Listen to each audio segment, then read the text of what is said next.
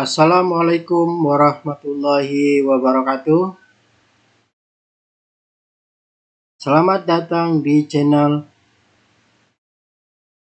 Safety Training Videos. Kali ini kita masih membahas tentang judul Kaedah Penerapan Kesehatan dan Keselamatan di Tempat Kerja. Di bagian atau bab 4, kita berbicara tentang konsep 5R di dalam area kerja. Baik teman-teman, video sebelumnya kita telah membicarakan beberapa hal baik dari papan safety, ahli K3, ID card, seragam kerja. Sekarang kita membahas tentang konsep 5R di dalam area kerja. Kita mulai.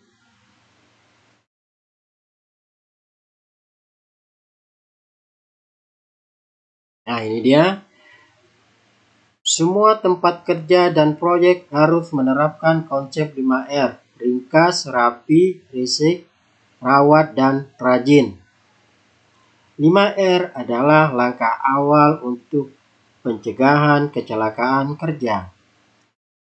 Seluruh personel harus berkomitmen untuk menerapkan konsep 5R. Jadi sedikit saya terangkan, jadi 5R ini harus diterapkan di dalam lingkungan di mana tempat kita kerja. Jadi bagaimana? Ya, dirapikan tempat kerja, bersih, sampah dibuang pada tempatnya, alat-alat dirapikan, disesuaikan. Jadi kadang-kadang manajemen perusahaan sudah membuat tempat sampah sudah dialokasikan dan kasih warna lagi. Tapi kadang-kadang pekerja tidak memperdulikan hal tersebut. Sudah sampah makan dibuang ke tempat scrap. Ada banyak. Jadi makanya teman-teman yang bekerja diharapkan paham masalah ini. Tidak semua bisa ditegur sama orang safety dan orang kebersihan kalau pekerjanya tidak sadar dengan kebersihan dan kerapian. Jadi itu. Seharusnya di tempat kerja atau di kantoran tidak perlu ada cleaning service. Karena kalau tempatnya sudah rapi dan bersih. Kenapa demikian? Karena sampah sudah dibuang pada tempatnya. Rapi, bersih. Bahkan lantai pun dipel di area masing-masing. Sama ada konsep, kalau waktu saya bekerja di elektronik, ada konsep dikatakan QC tidak perlu. Karena setiap operator di training QC. Jadi ada, tapi tidak semua manufaktur bisa menerapkan demikian. Ada yang bisa, ada yang tidak. Contoh lagi, seorang distributor. Saya ambil contoh distributor bearing atau bantalan sama belting untuk conveyor atau segala macam. Ada perusahaan menerapkan tidak ada teknisi di sana. Tapi siapa jadi teknisi? Penjualnya atau salesman-nya, marketingnya. Mereka yang bisa di training bisa menjadi safety, sehingga salesman-nya kemana-mana membawa katalog dan membawa kaliver dan segala macam. Dia bisa ukur. Oh, dia bisa menetapkan ini menggunakan bearing nomor sekian. Ini katalognya. Bapak bisa pakai ini. Ada perusahaannya yang menerapkan hal demikian. Bisa? Jawabannya bisa. Dan itu pernah saya jumpai. Saya tanya, sewaktu saya kerja di elektronik, saya menggantikan beltingnya, conveyornya di salah satu mesin di tempat saya kerja. Terus saya tanya, Mana teknisinya? Oh, kita nggak punya Pak teknisinya. Kami langsung jadi teknisinya. Nah, demikianlah. Jadi sama juga dengan kita kerapian, kebersihan, segala macam di tempat kerja. Setelah kita lihat ringkasannya, ringkas adalah memisahkan segala sesuatu yang diperlukan dan menyingkirkan yang tidak diperlukan dari tempat kerja. Mengetahui benda mana yang tidak digunakan, mana yang akan disimpan, serta bagaimana cara menyimpan supaya dapat mudah diakses, terbukti sangat berguna bagi sebuah perusahaan. Cara yang dapat dilakukan adalah dengan mendata berbagai jenis barang yang dimiliki, menggolongkan sesuai dengan jenis dan kegunaannya, memberi tanda untuk barang-barang tertentu, kemudian menempatkan barang pada tempat yang semestinya. Nah, ini yang saya kabarkan tadi, diceritakan tadi. Ini memberi label pada barang, menyimpan barang, dan disortir barangnya. Kalau barangnya A sama-sama barang A, barang B sama barang B, dan diberi label dan ditempatkan di tempat yang telah ditentukan. Jadi mudah bagi orang untuk mencarinya. Kita lanjut. Ini rapi adalah menempatkan barang pada tempatnya sehingga tidak terlihat berserakan pada tempat kerja yang mampu membahayakan keamanan pekerjaannya. Rapi adalah menerapkan prinsip Kaizen yang merupakan perbaikan yang berkelanjutan. Nah, ini rapi ini sangat rumit sebetulnya. Ini berkelanjutan. Dari hari ini sampai sore, sampai besok, sampai kapan saja, jadi harus rapi. Nah, ini kadang-kadang kita bekerja tidak sadar. Kalau ada audit, ada pengecekan atasan, baru sibuk merapikan barang segala macam, sehingga waste time untuk merapikan. Tapi kalau tidak ada audit, berantakan. Jadi ini harus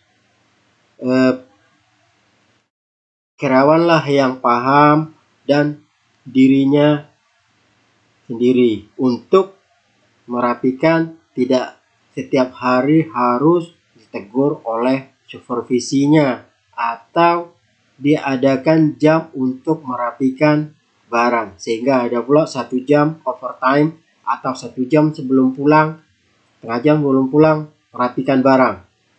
Ada demikian? Ada. Jadi itu. Jadi sebisa mungkin tuh dirapikan. Jadi tidak ada waktu terbuang untuk merapikan barang. Lanjut, risik. Risik adalah melakukan pembersihan tempat, peralatan maupun pakaian kerja yang digunakan. Dengan prinsip ini diharap mampu menciptakan lingkungan kerja yang bersih dan nyaman. Nah, ini jarang sekali nih. Saya selalu mengatakan, kalau sudah mau pulang, masing-masing mau cepat, jadi tidak peduli. Sehingga saya katakan, kalau kakinya aja sangkut mungkin dipotongnya saja karena mau cepat pulang. Padahal belum tentu dia selamat sampai ke rumahnya. Jadi perlulah kita bersihkan dulu tempat kerja, rapikan, baru kita pulang. Ambil waktu 10 menit, tidak lama untuk membersihkannya, baru kita pulang. Rawat adalah melakukan perawatan agar apa yang diperoleh pada 3 tahapan sebelumnya dicapai dapat dipertahankan. Perawatan tidak terbatas pada produk yang dihasilkan, melainkan perawatan pada peralatan yang digunakan dalam menjalankan proses produksi. Nah, ini alat kerja. Jadi alat kerja itu harus juga dirawat dan ditaruh, dibersihkan di tempat semestinya. Jangan berantakan. Kadang-kadang ini selalunya terjadi ini orang mekanik. Alat kuncinya berantakan di mana-mana, Kalau pulang tinggal taruh aja sembarang, besok pagi dia mau bekerja menggunakan alat itu lagi. 1 jam dia hanya putar-mutar nyari kunci yang dia taruh sembarangan kemarin sebelum dia pulang. Ada? Ada, banyak terjadi. Sama di konstruksi juga demikian. Di konstruksi itu selalunya itu yang dicari itu adalah palu. Palu itu sudah pakai ditaruh di mana-mana. Tapi besok pagi dia perlu lagi tuh cari palu. Dia keliling dulu tuh satu gedung. Dia hanya mencari palu. Habis 1 jam hanya mencari palu. Jadi itu. Dia tidak dikembalikan atau diapakan di tempat semestinya. Rajin. Rajin adalah terciptanya kebiasaan pribadi karyawan untuk menjaga dan meningkatkan apa yang sudah dicapai. Rajin adalah terkait dengan ketetapan waktu kerja, ketetapan memenuhi permintaan pelanggan, ketetapan mencapai target yang hendak dicapai. Setelah tercapai, kemudian dipertahankan agar kondisi kerja yang konduktif dan dipertahankan. Nah ini kalau ada karyawan yang rajin, bersih, rapi, ada lagi yang mengatakan, apa bicaranya? Pertama dibilang ambil muka. Kedua dibilang supaya kelihatan rajin, minta naik gaji. Nah, ada pula kebetulannya naik gaji dia. Betul dia ambil muka, kena rajin, datang pagi, cleaning, bersih-bersih, merapikan. Ambil muka, naik gaji dia. Jadi itu. Jadi kadang-kadang di perusahaan itu banyak hal yang bagus menjadi jelek. Karena mulut selalu senjata yang tidak baik. Jadi makanya teman-teman, kita kerja tim haruslah paham kerjasama yang baik, tidak ada memperkatakan teman sama teman. Jadi kita mendapat hasil yang baik. Nah lanjut. Nah ini contohnya, gambarnya ringkas. Pilah dan pisahkan barang yang tidak perlu. 2. Rapi, lakukan penataan di tempat kerja. 3. Risik, jangan jaga kebersihan di tempat kerja. 4. Rawat, pemelihara kondisi ringkas, rapi, risik di tempat kerja. 5. Biasakan ringkas, rapi, risik setiap saat. Nah ini. Jadi di poin kelima ini, kalau 4 poin ini tidak dilakukan, kelima tidak bisa. Jadi 4 poin pertama harus dikerjakan terlebih dahulu, baru poin kelima tercapai. Jadi ini memang kerja tim yang sangat berat dan juga dia berkelanjutan, berkontinu sampai kita berhenti kayaknya dari pekerjaan di perusahaan itu, baru kita berhenti mengerjakan ini. Jadi itu. Jadi jangan sampai kita dari poin 1, poin 2, poin 3, poin 4, poin 5 ini berkesinambungan sampai kita luar kerja. Kalau di kantor biasanya sampah kertas itu sudah ada tempat sampahnya, tapi kadang-kadang nggak dibuang juga ke tempat sampahnya. Bahkan di masing-masing meja, di masing-masing orang punya tempat sampah sendiri-sendiri. Tapi tetap tidak rapi. Kenapa? Pribadinya, kalau kepribadian orangnya tidak rapi, sehingga semua menjadi tidak rapi. Jadi kita harus paham, jangan ada orang rapi dicari, dibilang cari nama. Ada lagi bahasanya cari muka supaya naik gaji, nanti dibilang gak akan naik gajimu. Jadi itu.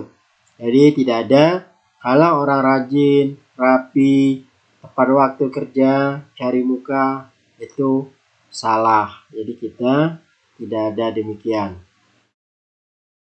Kita lanjut.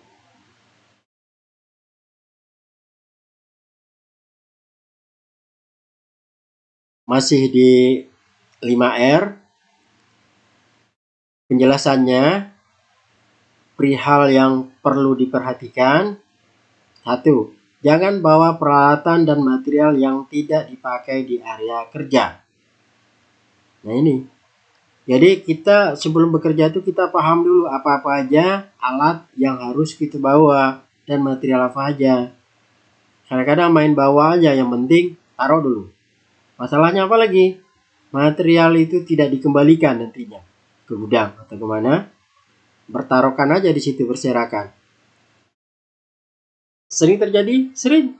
Ini sering terjadi di perusahaan konstruksi. Dia pemasangan pintu atau jendela, itu komponennya banyak. Ada list pinggirnya, ada segala macamnya. Itu dibawa semua ke sana. List pinggirnya, apanya. Nanti ternyata tidak terpasang. Taruh aja di situ, nanti kan dipasang. Akhirnya itu rusak. Ada. Itulah. Terus bawa material dan peralatan yang hanya dibutuhkan. Jadi yang paling penting kita bawa aja, kita cek dulu apa-apa yang perlu kita butuhkan. 2. Pastikan akses kerja dan jalan keluar bebas dari material dan alat. Nah ini. Akses lalu lalang, tangga, pintu keluar masuk, pintu keadaan darurat, dan lain-lain. Ini kita harus tahu, akses itu adalah sangat penting bagi orang pekerja. Jangan sampai meletakkan material di depan akses. Selalunya jalannya sudah ada akses misalnya 1,5 meter sampai 2 meter. Pinggirnya ditaruh material. Sementara tidak, lama. Dan kapan dipakai pun tidak tahu. Siapa yang naruh tidak tahu lagi, pertanyaan jawabannya. Jadi itu. Jadi ini perlu supervisi, foreman, ketua tim harus tahu menjaga ini supaya tidak terjadi. Kadang-kadang pekerja apalagi yang tidak paham, connect katanya, disuruh ambil material, semua material diambilnya. Jadi itulah perlu training dan segala macamnya. Dan juga perlunya TBSM. TBSM itu pagi tidak semuanya membicarakan masalah safety. Juga bisa dibicarakan masalah cara kerja. Asalkan tidak melebihi waktu yang sudah diberikan oleh perusahaan. 3. Jangan meletakkan material di depan panel listrik, panel distribusi listrik, AVAR, P3K, dan kotak hidran. Buat merek di depan alat-alat tersebut. Apakah sering terjadi? Sering. Panel listrik ini sering dijadikan tempat depannya ditaruh material, sehingga orang susah mau ke sana. Apalagi AVAR. AVAR ini susah. Kalau P3K juga, tapi P3K ini selalu dibawa kemana mereka bekerja, disitulah. Dan dia selalu diletakkan di shelter. Jadi jarang juga terhalang. Tapi yang sering itu AVAR, distribusi panel listrik, ini sering. Apalagi kotak hidran, kotak air pemadam kebakaran. Ini sering ini. Karena dia tertaruh di pinggir jalan, taruh aja barang di sana. Itu sering. Kita bisa lihat di mana-mana tuh sering terjadi demikian. Jadi kita lanjut nomor 4. Cek rencana lokasi penempatan material, metode penempatan, dan ketinggian penumpukan material. Stabilitas ketinggian, kemungkinan runtuh, rambu yang diperlukan, penguatan yang dibutuhkan. Nah ini. Jadi sebelum material itu datang, kita sudah ada info material datang. Misalnya jam 10 pagi. Nah, pagi kita sudah cek di mana kita mau tempatkan material, lokasi mana. Dan bagaimana cara steknya? Apakah material ini berat atau material ini ringan? Itu harus. Bagaimana penjagaannya material? Itu perlu. Jadi tidak ada pekerjaan dan perusahaan tidak merugi gara-gara material diletakkan sembarang. 5. Buang sampah domestik di dalam kantong plastik. Kepingan dan sampah kayu sesuai tempatnya. Pisahkan sesuai jenis sampah. Sampah domestik harus dikeluarkan dari area kerja setiap hari. Nah, ini perusahaan kadang-kadang sudah memberikan warna-warna tong sampah dan tempat sampah, tapi kadang karyawan masih tetap mencampurkannya. Jadi itu kesadaran diri masing-masing harus tahu. Jadi kalau contohnya yang perlu kali ini sampah domestik. Sampah domestik ini tanpa makan, segala macam. Ini kalau tidak dibuang setiap hari, ini bau dan berbahaya bagi kesehatan. Pertama. Kedua, kalau di lokasi proyek, kalau sampah domestik ini tidak dibuang setiap hari, apa yang akan datang? Binatang, ular, dan segala macamnya. Mereka akan membau dan datang dan mencari makan. Makanya harus dibuang setiap hari. Jadi jangan sepele dengan sampah bekas bungkusan nasi. Itu bisa mendatangkan ular dan binatang lainnya. Apa dampaknya? Apabila digigitnya bisa mati atau lain-lain. Dan juga bisa menghilangkan jam kerja. Jadi harus paham. Kita lanjut. 6. Jangan tinggalkan material B3. Tempat penyimpanan B3 sementara, jerigen, botol, dan lain-lain harus diberi label nama material dan lebar data keselamatan bahan. Nah, ini yang dimaksud kalau kita punya material B3, contohnya macam-macam material. Kalau oli bekas, segala macam. Nah, ini harus diberi label dan ditempatkan di drum yang aman. Kenapa? Karena ini larinya kebakaran. Jadinya, apalagi kalau oli. Oli, orang mekanik, itu kain lapnya, kan ada tuh, majun. Dia mekanik itu gunakan majun lap.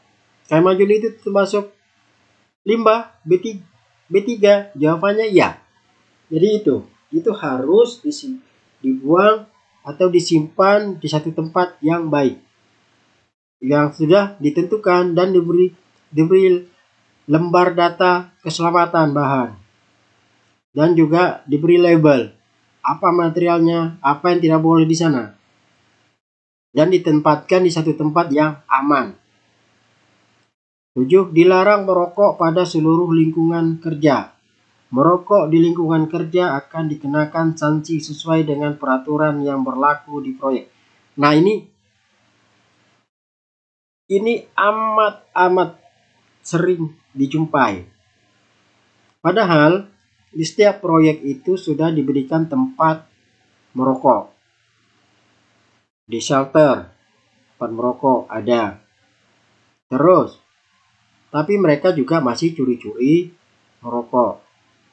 Nah, ada kadang di suatu perusahaan proyek tidak dibenarkan membawa korek api ke dalam proyek. Kalau teman tanya, ada Pak? Ada. Tidak dibenarkan. Jadi sebelum masuk mereka diperiksa jadi sebelum mereka masuk itu diperiksa kantong-kantong semuanya supaya tidak membawa korek api masuk ke proyek. Kenapa? Jadi mereka tidak bisa merokok di sembarang tempat. Jadi merokok harus ke shelter. Shelternya dikasih korek api yang melakukan listrik. Jadi Kan ada itu korek api yang kayak di mobil itu. Nah itu nanti dihidupkan, lama dia merah, kawatnya bisa menimbulkan api. Nah mereka merokok di sana, di shelter. Itu salah satu cara mencegah pekerja tidak merokok di sembarang tempat. Kalau hanya ditegur, dia curi-curi. Dan itu sangat sulit. Jadi setiap hari kita mewarning orang hanya gara-gara merokok saja. Jadi itu.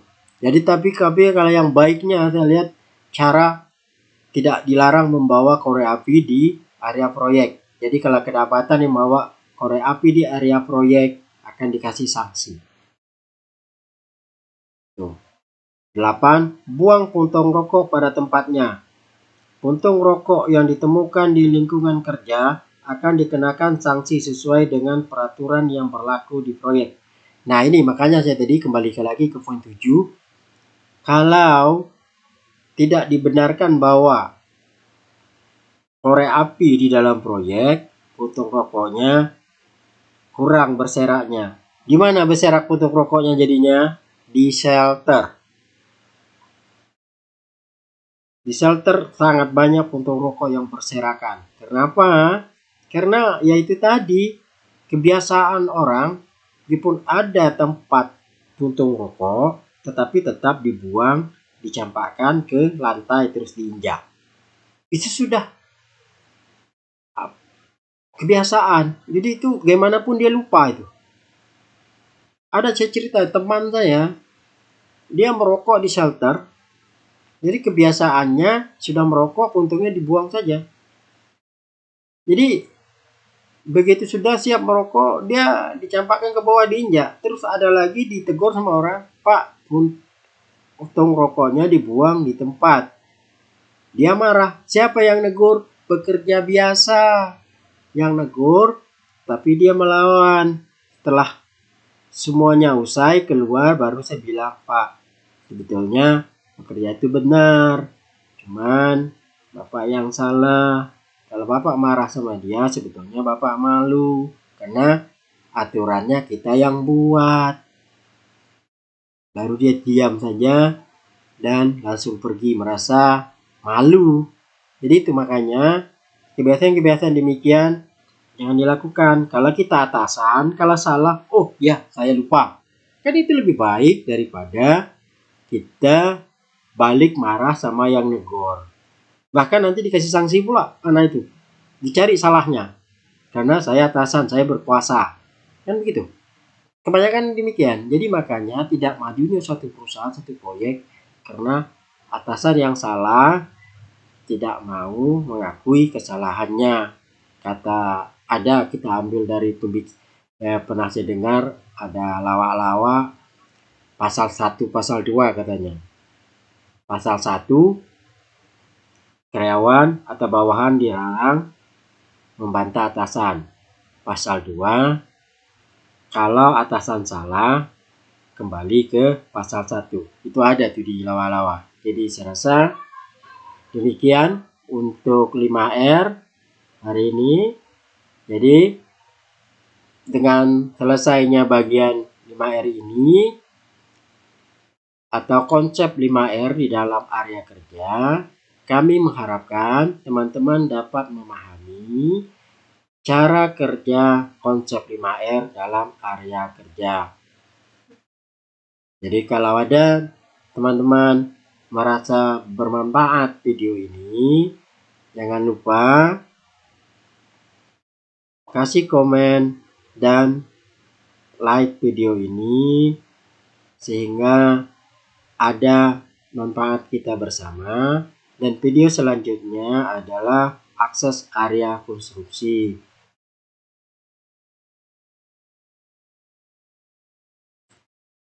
Terima kasih telah menonton.